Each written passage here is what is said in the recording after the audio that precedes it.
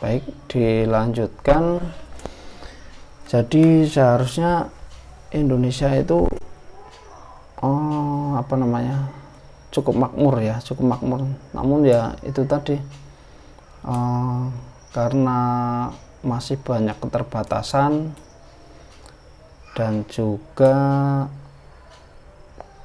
kurangnya pemanfaatan yang menyebabkan rakyat Indonesia belum bisa memanfaatkan dengan baik ya.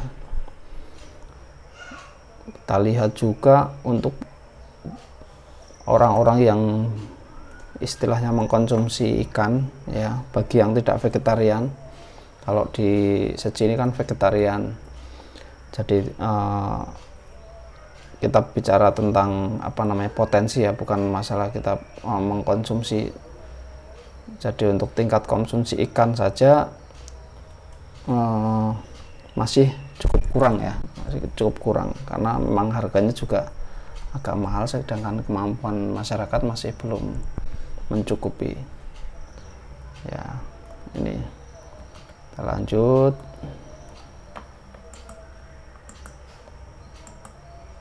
ya. Jadi bab 1 itu adalah manusia, tempat, dan lingkungan. Kemudian tujuan pembelajaran ya, tujuan kita belajar tentang bab 1 itu apa saja sih? Nah ini ya. Jadi bisa menjelaskan konsep ruang, interaksinya. Ya, ruang itu apa? Ruang itu tempat kita berada.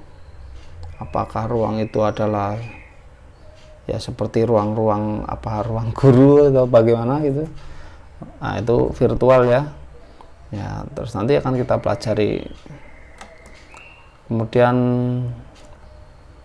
setelah itu juga ada konsep ruang, interaksi, faktor pendorong, terus bagaimana kita juga bisa memanfaatkan peta.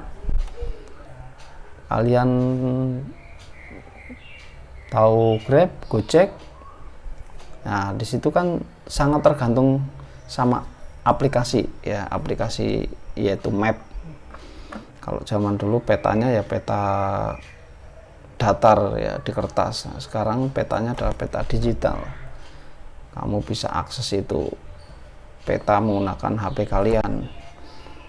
Alamatnya tinggal share lokasi, bisa ketemu ya.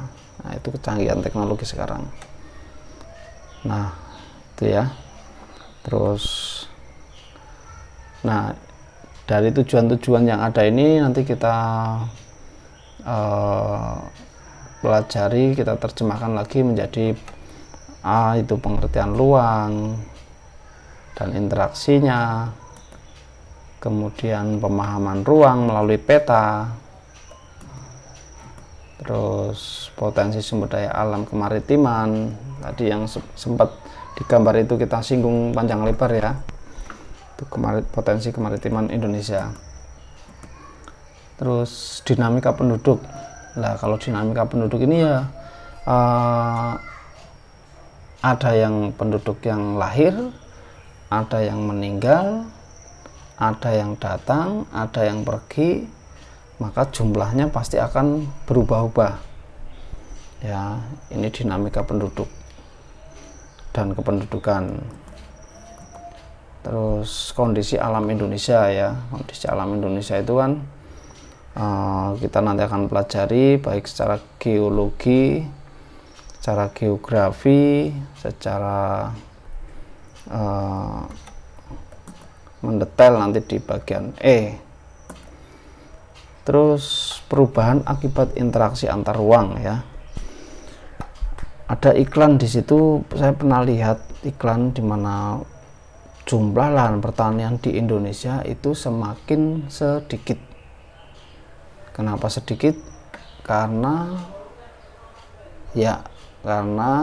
banyak berubah menjadi lahan-lahan pemukiman.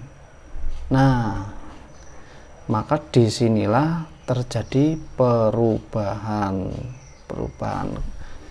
Kenapa perubahan? Yaitu makin banyak manusia yang tinggal di daerah-daerah yang itu membutuhkan pemukiman, karena di kota besar tentunya pemukiman itu mahal, sehingga di daerah itu, contoh di Bogor, contoh di Tangerang, contoh di Bekasi, itu makin menjamur pemukiman-pemukiman itu ya. Nah, karena apa? Karena memang mahalnya pemukiman yang ada di Jakarta.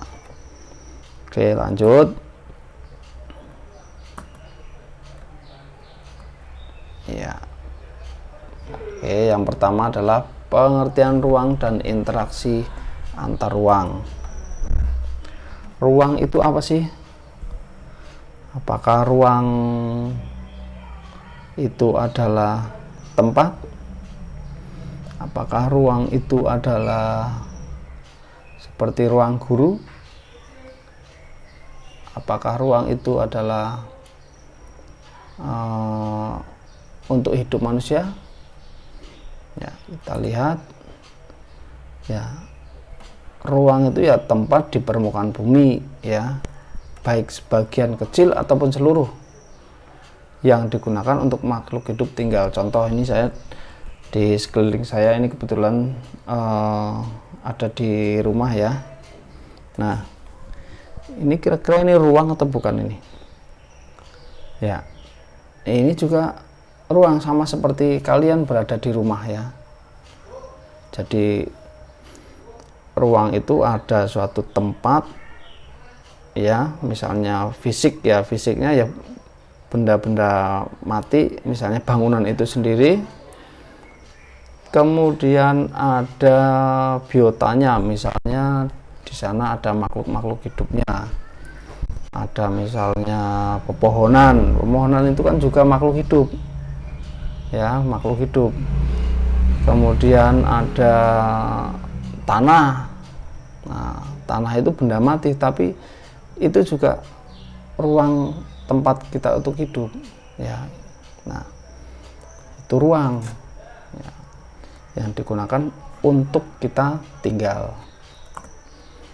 Kemudian faktor yang mempengaruhi interaksi antar ruang. Nah, di sini contoh satu ya, contoh satu. Jadi ruang itu kan misalnya tempat A, tempat B, itu ruang. Jadi misalnya A ini adalah penghasil sayuran, kemudian B penghasil beras. Antara A dan B bisa saling berinteraksi.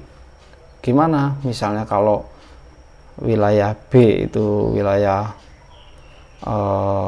Bogor, misalnya penghasil beras, kemudian di sini wilayah A itu ya misalnya Cianjur, penghasil sayuran. Itu mereka bisa saling berinteraksi dengan berdagang.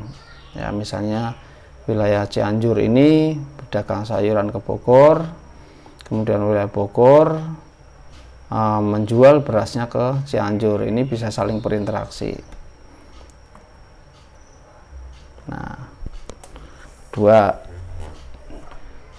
Nah, misalnya di sini ya ada wilayah Y, wilayah X, wilayah Z. Ini mereka saling berinteraksi timbal balik. Contoh wilayah Y adalah penghasil beras. Wilayah X itu misalnya X ini kita namakan Jakarta ya, misalnya ya. Y ini ya tadi dikatakan sebagai penghasil beras, itu ya contohnya di kita katakan Cianjur lah ya. Cianjur itu kan penghasil beras juga. Terus sayuran kita balik lagi ya, kita sayuran dari Bogor. Nah, antara wilayah X Jakarta dengan wilayah yang lainnya itu juga saling terkait. Jakarta membutuhkan beras, Jakarta butuh sayur, dan juga demikian ya. Wilayah-wilayah yang lain yang berinteraksi dengan Jakarta pun mendapatkan keuntungan. Keuntungannya apa? Yaitu dengan adanya transfer uang ya.